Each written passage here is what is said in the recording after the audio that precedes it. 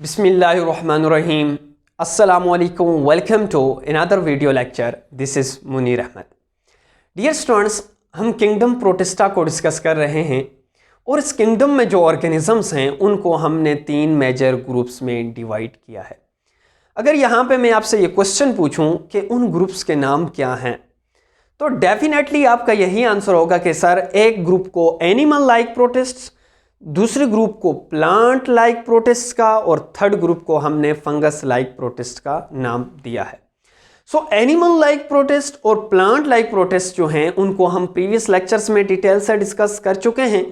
फिर उसके बाद किंगडम प्रोटिस्टा में जो थर्ड मेन ग्रुप है जिसको हमने फंगस लाइक प्रोटिस्ट का नाम दिया, तो इसको हम डिस्कस कर रहे हैं कि फंगस लाइक प्रोटिस्ट क्या है। प्रीवियस लेक्चर्स में हमने फंगस लाइक प्रोटिस्ट का इंट्रोडक्शन किया और फंगस लाइक प्रोटिस्ट को फर्दर 2 सब ग्रुप्स में हमने डिवाइड किया है। अगर मैं यहाँ पे फिर आपसे यही क्वेश्चन पूछूं कि फंगस लाइक प्रोटिस्ट को फर्दर जो 2 ग्रुप्स में डिवाइड किया है उनके नाम क्या हैं, तो आपका यही आंसर होगा कि सर एक को हमने स्लाइम मोल्ड्स का नाम दिया और दूसरे ग्रुप को हमने वाटर मोल्ड्स का नाम दिया। जो स्लाइम मोल्ड्स था वो हम प्रीवियस लेक्चर में उसको हम डिटेल से डिस्कस कर चुके हैं। आज हम फंगस लाइक प्रोटिस्ट का जो दूसरा स्पेसिफिक ग्रुप है जिसको हम वाटर मोल्ड्स कहते हैं, इसको डिस्कस करने जा रहे हैं। तो आज के इस लेक्चर में हम इंशाल्लाह ये समझेंगे कि ओमाइकोटा या वाटर मोल्ड्स को ओमाइकोटा या वाटर मोल्ड्स क्यों कहते हैं। फिर इसके बाद इस ग्रुप में जो ऑर्गेनिजम्स हैं उनकी जर्नल कैरेक्टरिस्टिक्स क्या हैं। जर्नल कैरेक्टरिस्टिक्स के बाद इस लेक्चर में हम 2 इंपॉर्टेंट कंसेप्चुअल क्वेश्चन का आंसर भी देंगे। वो कौन से क्वेश्चंस हैं? एक क्वेश्चन ये है कि क्योंकि ओमाइकोटा की कुछ स्ट्रक्चर्स और फंजाई की कुछ जो स्ट्रक्चर्स हैं वो आपस में मिलती जुलती हैं, तो ऐसी कौन सी स्ट्रक्चर्स हैं जो मिलती हैं उनको भी हम देखेंगे। फिर क्वेश्चन ये है कि अगर इनकी स्ट्रक्चर्स मिलती जुलती हैं, किसकी? ओमाइकोटा की और फंजाई की, तो फिर ओमाइकोटा को फंगस लाइक प्रोटिस्ट में या किंगडम प्रोटिस्टा में रखने की क्या ज़रूरत है? इसको हमने किंगडम फंजाई में क्यों नहीं रखा? एक क्वेश्चन। दूसरा क्वेश्चन यह है कि अगर ओमाइकोटा और फंजाई में कुछ डिफरेंसेस हैं जिस बेस पर हमने ओमाइकोटा को किंगडम फंजाई से उठाया और उठाने के बाद डाल दिया किंगडम प्रोटिस्टा में, वो कौन सी कैरेक्टरिस्टिक्स हैं जो ओमाइकोटा और फंजाई में वेरीज करती हैं यानी डिफरेंट हैं, उनको भी देखेंगे। और फिर उसके बाद इसकी रिप्रोडक्शन में एसेक्सुअल और सेक्सुअल रिप्रोडक्शन कैसे होती है, हम with the help of diagram इसके कंसेप्ट को क्लियर करने की कोशिश करेंगे। So dear students, lecture start करने से पहले कुछ अगर मैं आपको इंपॉर्टेंट एंड इंटरेस्टिंग पॉइंट्स बताऊं कि ओमाइकोटा या वाटर जो मोल्ड्स हैं इनके अंदर ऐसे मेंबर्स हैं जो पैरासाइट हैं यानी पैथोजेनिक हैं, डिजीज काज करते हैं। कौन सी डिजीज काज करते हैं? एक डिजीज का नाम है जिसको कहते हैं पोटैटो ब्लाइट और लेट ब्लाइट। अब एक मेंबर है जो माइकोटा जिसको हम फाइटोफथोरा इन्फेस्टेंस कहते हैं, ये पैथोजेनिक है जो ये डिजीज काज करता है। अब इस डिजीज काज करने की वजह से, पोटैटोस को डिस्ट्रॉय करने की वजह से ये कई ज़मानों से बदनाम है। ये बदनाम है, हम कह सकते हैं ये पैरासाइट बदनाम ज़माना है। सर ये क्या बात हुई कि बदनाम है?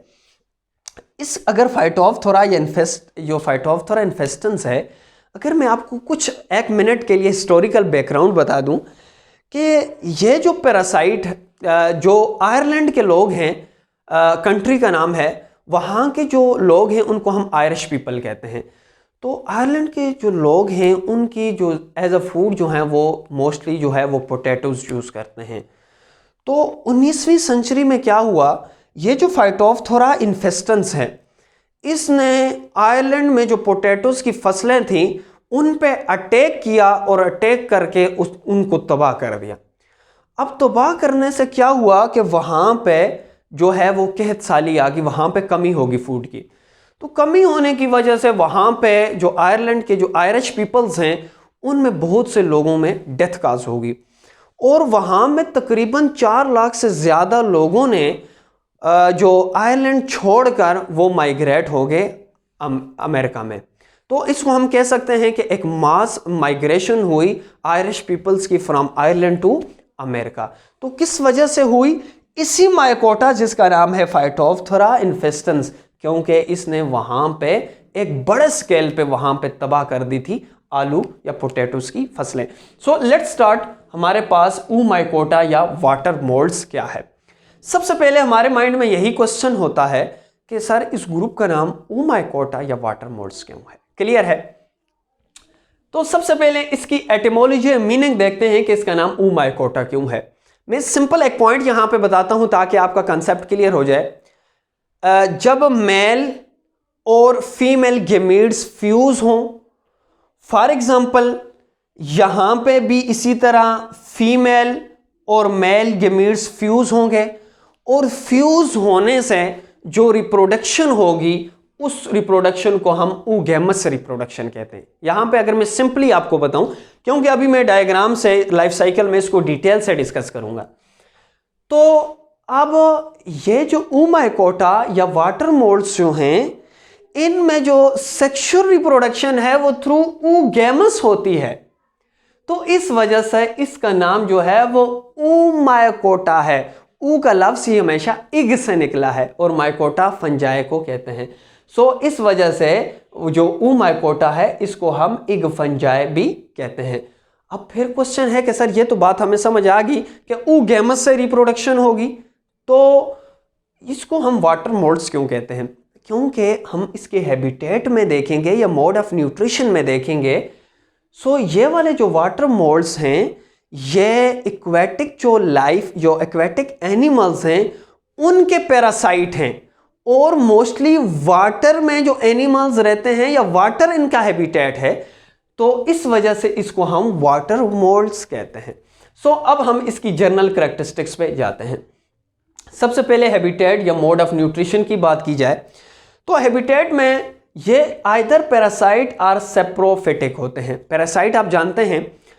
सेप्रोफिटिक क्या होता है? सेप्रोफिटिक कहते हैं वो ऑर्गेनिज्म जो अपनी फूड किसी दूसरे मरे हुए डेड ऑर्गेनिक मैटर से ले, तो उनको हम कहते हैं सेप्रोफिटिक। सो स्लाइम मोल्ड जो हैं वो सेप्रोफिटिक हैं या पैरासाइट हैं। अब बात निकल आई पैरासाइट की, जो पैरासाइट में हम इन दो डिजीजेस को भी डिस्कस करेंगे। Water moulds living parasite on aquatic animals. Water इसी वजह से इसका नाम रखा है, aquatic animals, and produce white fuzz on the body of their host. ये वाइट फज का क्या मतलब है? फॉर एग्जाम्पल अगर स्लाइम मोल्ड्स किसी फिश पे अटैक करेगा तो फिश की बॉडी के ऊपर ऐसे सफ़ेद हेयर्स लाइक स्ट्रक्चर्स बना देगा, फिलामेंट लाइक स्ट्रक्चर्स बना देगा, तो इसको हम कहते हैं white fuzz on their body host. तो ये हमारे पास एक पैथोजेनिक है और डिजीज काज करता है, पैरासाइट है। अब इसके बाद अगर इसके सेल वॉल की बात की जाए स्लाइम मोल्ड्स की, तो ये सेलुलोज से मिलकर बनती है। अब जो नेक्स्ट है जी रिलेशन विद फंजाई। जो माइकोटा है इसकी कुछ स्ट्रक्चर जो हैं वो फंजाई की तरह मिलती जुलती हैं, तो इस वजह से इसको किंगडम फंजाई में शुरू में रखा गया था। फिर उसके बाद इसकी जब डिटेल से स्टडी की गई तो पता चला कि माइकोटा की कुछ जो करेक्टरिस्टिक्स हैं वो तो मिलती हैं, लेकिन बहुत सारी ऐसी करेक्टरिस्टिक्स हैं जो फंजाई से नहीं मिलती। सो किंगडम फंजाई से उसको निकाल कर जो है वो फंगस लाइक प्रोटिस्ट में रख दिया। अब सिमिलरिटीज क्या थी उसको हम देखते हैं। Because they have similar structure but now considered as more ancient group. अब इसको कंसिडर किया जाता है मोर एंशिएंट ग्रुप में। अब सिमिलर स्ट्रक्चर्स क्या हैं? माइसेलियम, यहाँ पे आप ये समझ लें कि माइसेलियम क्या है, हाइफी क्या है, फिर उसके बाद आपको पॉइंट क्लियर हो जाएगा। फॉर एग्जाम्पल ये एक स्लाइम मोल्ड है, उसकी स्ट्रक्चर है। स्लाइम मोल्ड बहुत सारी थ्रेड लाइक धागा नमा स्ट्रक्चर से मिलकर बनती है। जो बहुत सारी धागा नमा स्ट्रक्चर से मिलकर बने, इस पूरी स्ट्रक्चर को हम क्या कहते हैं? माइसेलियम कहते हैं। तो माइसेलियम आपको क्लियर हो गया, माइसेलियम क्या है? इन छोटी छोटे धागा नमा स्ट्रक्चर्स की जो कलेक्शन है उसको हम माइसेलियम कहते हैं सिंपली। अब ये जो छोटे छोटे जो धागे हैं या ब्रांचेस हैं, इनको हम क्या कहते हैं? हाइफी कहते हैं। सो हाइफी और माइसेलियम का कंसेप्ट आपका क्लियर है तो बात आपकी क्लियर हो जाएगी। अब जो माइसिलियम होता है वो होता है नॉन सेप्टेट हाइफी और multi nucleoid cytoplasm. For example वैसे अगर आप माइसिलियम देखेंगे किंगडम फंजाई में, तो उनके ये जो हाइफी हैं, ये जो ब्रांचेस हैं, इनके अंदर आपको सेप्टम नजर आएंगे। सेप्टम का ये मतलब है ये एक डब्बा बन गया, यहां से यहां तक दूसरा डब्बा बन गया। तो अगर इनकी बात की जाए, माइकोटा की बात की जाए, तो इनकी स्ट्रक्चर में ये जो हाइफी हैं, इनके अंदर सेप्टम एब्सेंट होते हैं यानी नॉन सेप्टेट होते हैं, और इनके साइटोप्लाज्म में बहुत सारे न्यूक्लियस होते हैं। तो यहां पे मैंने ये पॉइंट लिख लिया। तो ये स्ट्रक्चर कुछ हद तक फंजाई की तरह मिलती जुलती है। अब ऐसी कैरेक्टरिस्टिक्स या ऐसी प्रॉपर्टीज भी थी जो oomycota और फंजाई में वेरी करती थी। इस वजह से oomycota को क्या कर दिया, किंगडम फंजाई से उठाया और कहा अरे भाई किधर जा रहे हो, आपका जो किंगडम जो है वो फंगस लाइक प्रोटिस्ट है यानी किंगडम प्रोटिस्टा है। सो वो कौन सी कैरेक्टरिस्टिक्स हैं? सबसे पहले सेल वॉल की बात करते हैं। oomycota में जो सेल वॉल है वो सेलुलोज से मिलकर बनती है, जबकि फंजाई में जो है वो काइटिन से मिलकर बनती है। ये एक डिफरेंस इनको मिल गया। दूसरा डिफरेंस था प्लास्टिड का। अब ये जो oomycota है descendant from plastid bearing ancestor. अब इसका यह मतलब हुआ कि इंसेस्टर कहते हैं आबाओ अजदाद को। जो oomycota जो है या वाटर मोल्ड्स जो हैं, ये उन इंसेस्टर से, उन आबाओ अजदाद से निकले हैं या इवॉल्व हुए हैं जिनकी बॉडी के अंदर प्लास्टिड था। क्लियर है?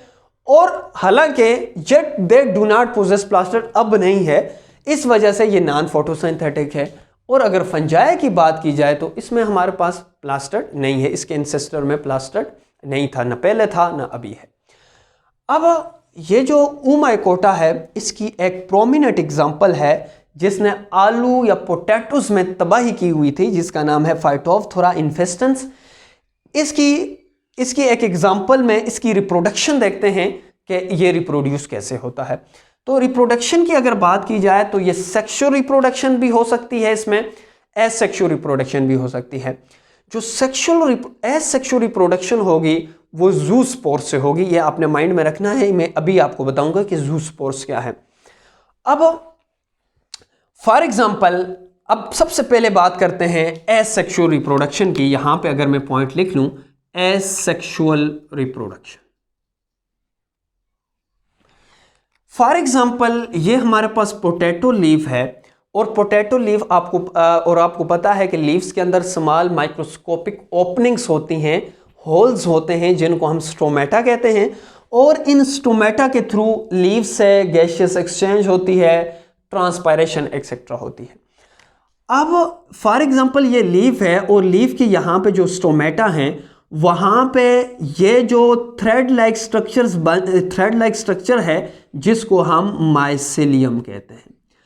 अब जब कंडीशन जो है वो फेवरेबल होगी तो माइसिलियम यहाँ पे लीफ के ऊपर है, ये बात आपने याद रखनी है। तो ये फॉर एग्जांपल ये नीचे जो मैंने ग्रीन कलर थोड़ा सा ड्रा किया हुआ है, ये ग्रीन कलर आप ये समझें कि स्टोमेटा है या लीफ है। इसके ऊपर ये जो थ्रेड लाइक स्ट्रक्चर्स है, जो इस तरह की स्ट्रक्चर है, इसको हम माइसिलियम कहते हैं। अब माइसिलियम जब कंडीशन फेवरेबल होगी तो इस माइसिलियम से एक ऊपर की तरफ एक ब्रांच निकलेगी जिस ब्रांच को हम स्पोरेंजियोफोर कहते हैं, और इस ब्रांच की टिप के ऊपर एक स्ट्रक्चर बनेगी जिसको हम स्पोरेंजियम कहते हैं। क्लियर है? अब इस स्पोरेंजियम के अंदर जो हैं वो स्पोर्स बनेंगे। अब ये जो स्पोर्स बन गए, अब स्पोरेंजियम जो है वो फटेगा। फटने के बाद ये जो अंदर स्पोर्स बने, ये स्पोर्स बाहर आएंगे और इन्हीं स्पोर्स को हम नाम दे देते हैं ज़ूस्पोर्स का। तो अगर आपको याद हो, 1 मिनट पहले मैंने आपको यह कहा कि एसेक्सुअल रिप्रोडक्शन थ्रू ज़ूस्पोर्स होती है। अब ये जो ज़ूस्पोर्स होते हैं, ये इनमें जो फ्लैजेला होते हैं वो 2 फ्लैजेला होते हैं, इस वजह से इनको हम बाईफ्लैजिलेटेड ज़ूस्पोर्स कहते हैं। लेकिन यहाँ पे एक डिस्टिंग्विश कैरेक्टरिस्टिक्स है oomycota में जो दूसरे ग्रुप से इनको डिस्टिंग्विश करती है। वो कौन सी है? ये जो 2 फ्लैजेला होते हैं वो अनइक्वल होते हैं। क्लियर है? अब ये जो ज़ूस्पोर्स हैं ये किसी दूसरे लीफ पे जाएंगे, दूसरे पोटैटो प्लांट पे जाएंगे और उस लीफ पे अटैक करेंगे और इसी तरह ये एसेक्सुअल रिप्रोडक्शन इनमें चलता रहेगा।